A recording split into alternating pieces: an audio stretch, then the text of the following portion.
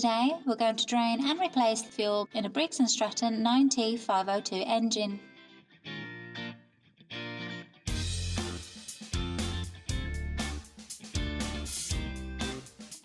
Firstly, you need to locate the tank cap. Then unscrew the cap and place it in a safe space. Using a vacuum fuel/fluid extractor, place the hose inside.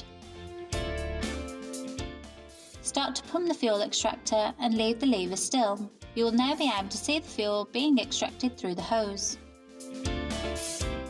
Remove the hose from the tank carefully and clean up any spillages. When replacing the fuel, you may want to use fuel treatment and stabiliser to keep the fuel fresh. Check the manufacturer's specification for ratios. Do not overfill the fuel tank. To allow for expansion of the fuel, do not fill above the bottom of the fuel tank neck. Finally, when you have finished, tighten the tank cap. Let's say you drain and replace the fuel on a Briggs and Stratton 9T 502 engine. All the parts and tools needed for this task are listed in the description below. Please like, share and subscribe if you found this video helpful.